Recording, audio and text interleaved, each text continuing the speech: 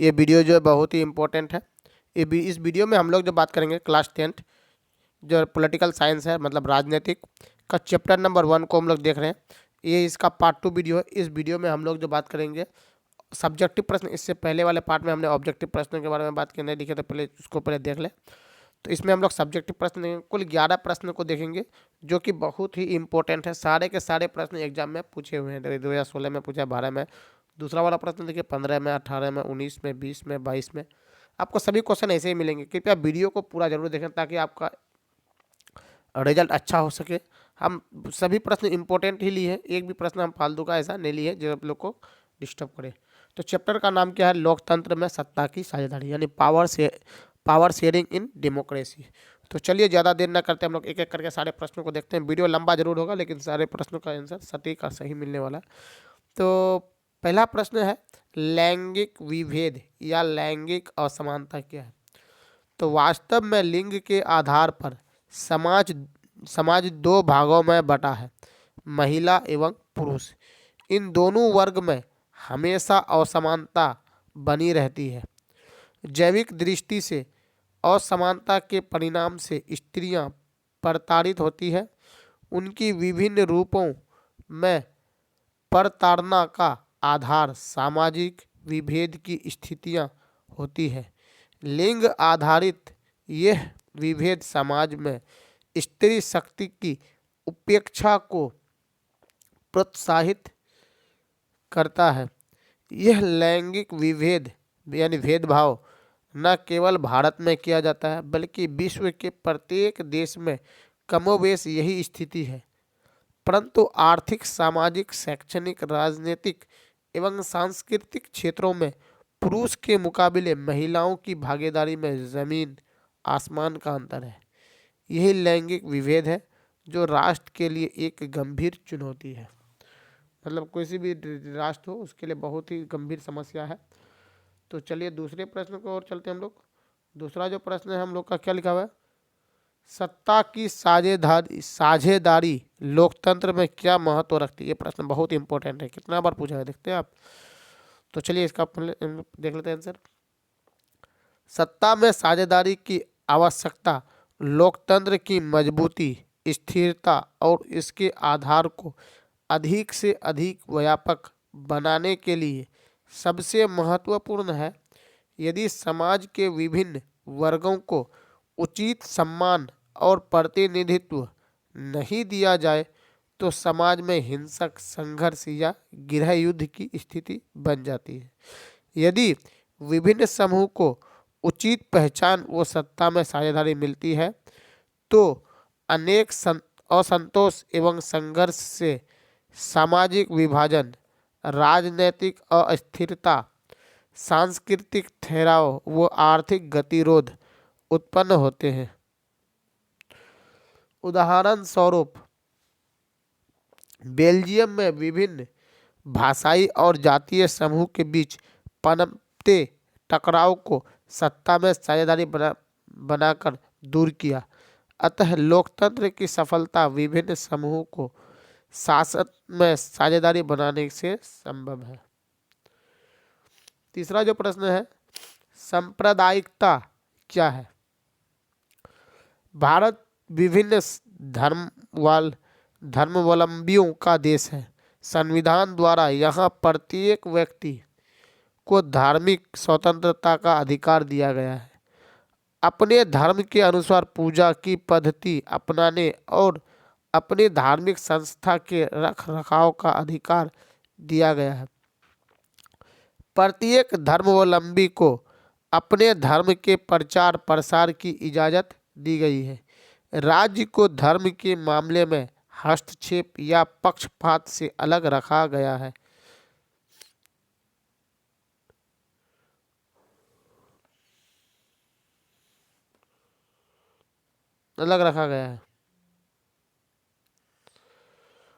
राज्य को धर्मनिरपेक्ष बनाया गया है।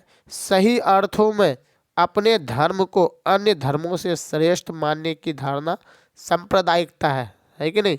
अपने धर्म को दूसरे धर्मों से श्रेष्ठ मानना क्या है? सांप्रदायिकता है। अपने धार्मिक हित पर राष्ट्रहीन का बलिदान करना दूसरे धर्मों से घृणा करना, धर्मों के बीच विद्वेष पैदा करना, समाज में विष फैलाना आदि सांप्रदायिकता है। यह मनुष्य से एक समुदाय को दूसरे समुदाय से घृणा करना सिखलाती है तथा वे एक दूसरे के खून के प्यासे हो जाते हैं। है कि नहीं? उम्मीद करते हैं आपको समझ में आ रहा है। 4 नंबर प्रश्न है। चौथा नंबर प्रश्न क्या लिखा हुआ है? धर्मनिरपेक्ष राज्य का क्या अर्थ है? 17 में 19 में पूछा है। भारतीय संविधान की प्रस्तावना के आधार पर भारत को एक धर्मनिरपेक्ष राज्य घोषित किया गया है। इसका अर्थ है कि राज्य धर्म का विरोधी नहीं है, परंतु राज्य का अपना कोई धर्म भी नहीं है। राज्य सभी धर्मों को समान आदर और संरक्षण देता है तथा सभी धार्मिक समुदायों और वर्गों को एक समान धार्मिक स्वतंत्रता प्रदान करता है। धार्मिक विभेदों के बीच सामंजस्य, सहिष्णुता और सर्वधर्म समभाव की स्थापना के लिए धर्मनिरपेक्षता की अवधारणा अपनाई जाती है। 5वां नंबर प्रश्न है। सांप्रदायिक सद्भाव को प्रोत्साहित करने के लिए आप क्या करेंगे? भारत में विभिन्न धर्मों के लोग निवास करते हैं। सांप्रदायिक सद्भाव के लिए विभिन्न धर्मों जैसे हिंदू, मुसलमान, सिख, ईसाई, पारसी लोगों के दिल में यह भावना होनी चाहिए कि हम सभी भारतवासी हैं, देश सर्वोपरि है और हम सबको मिलजुल कर रहना है। पर्व त्योहार के अवसर पर भी हम दूसरे संप्रदाय के लोगों से मिलते रहें। 6वां नंबर प्रश्न है। सामाजिक विभाजन से आप क्या समझते हैं? जाति, धर्म, रंग, क्षेत्र आदि के आधार पर समाज के विभिन्न वर्गों द्वारा परस्पर गलत व्यवहार करना वो उनके आपसी संघर्ष को सामाजिक विभाजन कहते हैं। आगे प्रश्न संख्या 7। किन्हीं 2 प्रावधानों का जिक्र करें जो भारत को धर्मनिरपेक्ष देश बनाता है। वे 2 प्रावधान निम्नलिखित हैं जिनसे ज्ञात होता है कि भारत एक धर्मनिरपेक्ष देश है। यह राज्य का अपना कोई धर्म नहीं है। प्रत्येक व्यक्ति को यह अधिकार है कि वह अपनी इच्छा अनुसार कोई भी धर्म अपना सकता है। इसमें राज्य हस्तक्षेप नहीं करेगा। दूसरा क्या लिखा? राज्य धर्म के आधार पर नागरिक के बीच किसी प्रकार का विभेद नहीं करेगा। व्यक्ति चाहे किसी भी जाति, वंश, धर्म, लिंग, भाषा, संप्रदाय से संबंधित क्यों ना हो, पर उन्हें यह अधिकार है कि वह शिक्षा, खेलकूद, मनोरंजन एवं सांस्कृतिक गतिविधियों में समान रूप से भाग ले सके।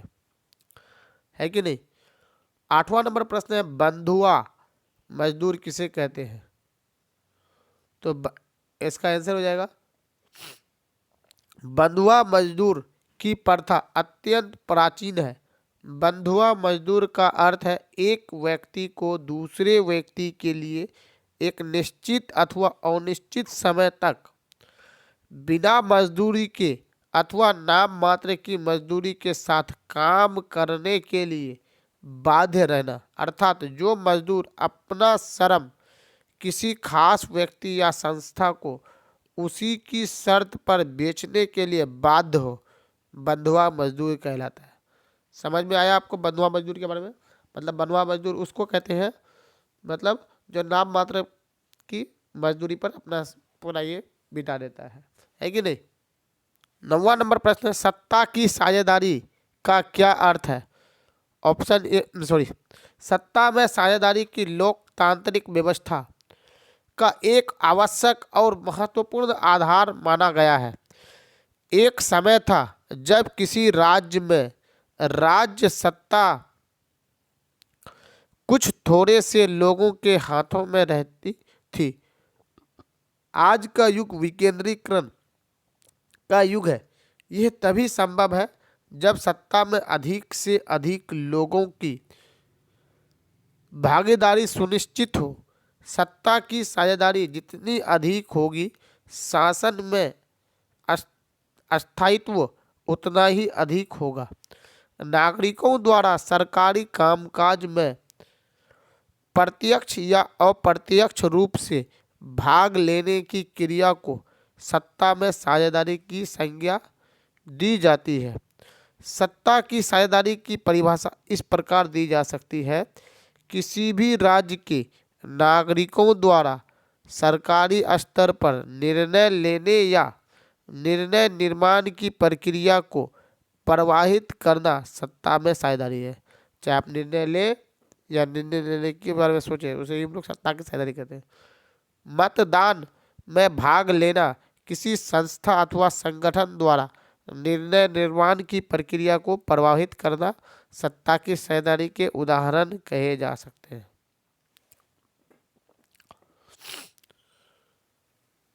10वां नंबर प्रश्न क्या लिखा हुआ है?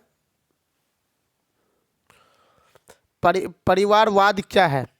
अधिकांश राजनीतिक दल एवं उसके नेता अपने ही परिवार एवं सगे संबंधियों को राजनीति में लाने के लिए चुनाव के अवसर पर उम्मीदवार बनाते हैं। यही राजनीति में परिवारवाद है। हाल के दशकों में यह परंपरा बनी कि किसी प्रतिनिधि के निधन या इस्तीफे के कारण कोई सीट खाली होती है तो उसके किसी परिजन को चुनाव का टिकट दे दिया जाता है कि नहीं? ऐसा होता है भारत में बहुत ज्यादा। धर्मनिरपेक्षता से आप क्या समझते हैं? धर्मनिरपेक्ष राज्य किसी भी धर्म को राजकीय धर्म घोषित नहीं करेगा और ना ही किसी धर्म को विशेष दर्जा देगा। दूसरा है, धर्मनिरपेक्षता के अंतर्गत संविधान सभी लोग नागरिकों को किसी भी धर्म का पालन करने एवं उसका प्रचार करने की आज़ादी देता है। यह दोनों प्रावधानों से स्पष्ट है कि भारत एक धर्मनिरपेक्ष राष्ट्र है। उम्मीद करते हैं आपको वीडियो पसंद आया। अगर पसंद आया तो लाइक शेयर करें। आपको उम्मीद करते हैं ये भी कि आपको ये वीडियो से बहुत कुछ हेल्प मिलेगा। तो मिलते हैं नेक्स्ट वीडियो में। आज के लिए इतना ही। तब तक के लिए जय हिंद।